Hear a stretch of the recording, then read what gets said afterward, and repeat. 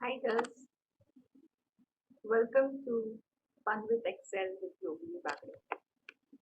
I would like to thank Abhilasha and the entire team of MLA for giving me this opportunity to share my knowledge, whatever knowledge I have of Excel, with you girls. So let's begin with our basic session, which we are beginning for the 21 days, which we will be following every day with a new topic on Excel. First, let's talk about what Excel is ideally used for in the current scenario. You all would have heard about Excel some or the other point of time when you've been working. Now, let me tell you, no matter what job profile you have, you would be required to use Excel at some or the other point of time. Maybe you are managing data through Excel or any other manner. So first let's talk about what are the three important aspects of Excel, or what is the thing for which Excel is used for currently. The current version of Excel is 2019, or we also say Office 365. Now what is Office 365? I will have a separate session on that, but that would be later. Currently we are concentrating only on Excel. So let's talk about what Excel is ideally used for. Three major aspects for which we use Excel. So what exactly Excel does? Excel does reporting. Now when I say reporting, what does that mean? For example, you are a businesswoman and you are maintaining your data in Excel.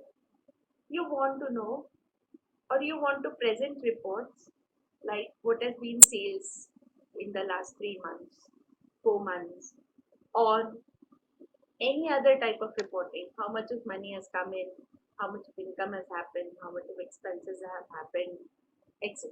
All these kind of reporting can be done through Excel. Apart from that, you will see lot of reporting happening using graphs or charts. They are known as dashboards. Now, to give you an example of dashboard, if you just Google and dashboard, you will see lot many images which will talk about dashboard. Dashboard is graphically we will be able to analyze what is the scenario which is happening currently.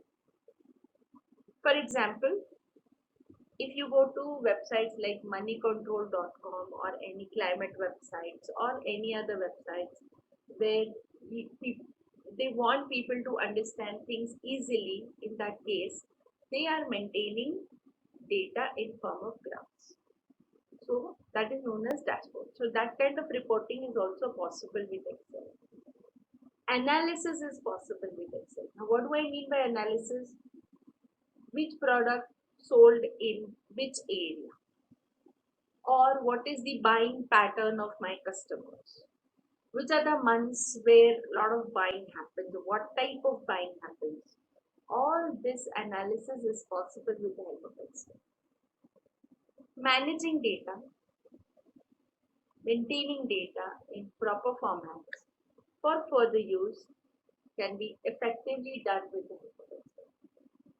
So these are the three major areas where Excel helps you. So now let's come to actually learning Excel. Today's topic, which we are going to cover on, is known as autofill. Now, what is the meaning of autofill? Autofill means I give a value to the cell and I generate the further value. Now, autofill works on text, numbers, date, etc. So, let us switch to Excel and let us see how we will be able to do autofill. Now, what I'm going to do is I'm going to tell you how we are going to do autofill with the help of this. First, you see over here 1. I'll put your value 1. Now I want to generate 2, 3, 4, 5, 6. This is known as autofill. So what I'm doing is I am taking my cursor on this black square. Once it turns black, what do? I simply drag it down. Once I drag it down, I get this autofill option. I click and I say fill series and my autofill is done. Similarly, if I put here Jan, now when there is data in the first column, you don't require to drag it. You can simply do this. You can just take your cursor here and just double click. Similarly, Sunday, double click. Now I am putting today's date. The shortcut for today's date is Control plus semicolon.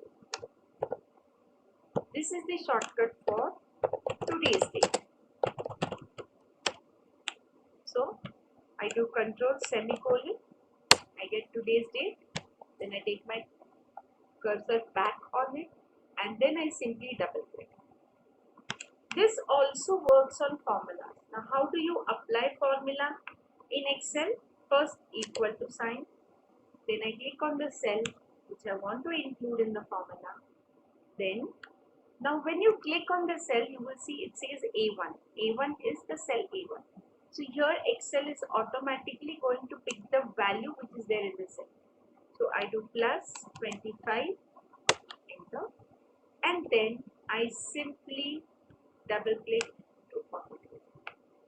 So this is the manner in which you can practice autofill today. Now once you have practiced autofill today, tomorrow I will take you through a different topic in Excel. Before signing off for today's session, I would like to show you one more thing in Excel. Now no matter what version of Excel you are using Excel 2007, 2010, 2016, 2009. It will work in any of these versions. Now when I press Alt key, you will see all the shortcuts on my screen has been activated. So I don't require to remember many shortcuts when I'm working with Excel. So you will see when I press Alt again, the shortcut goes off, Alt again comes back. So you can activate all the shortcuts in Excel in this manner.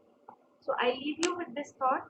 Please practice autofill and the shortcuts which are available in Excel, and I will come up with a new topic tomorrow.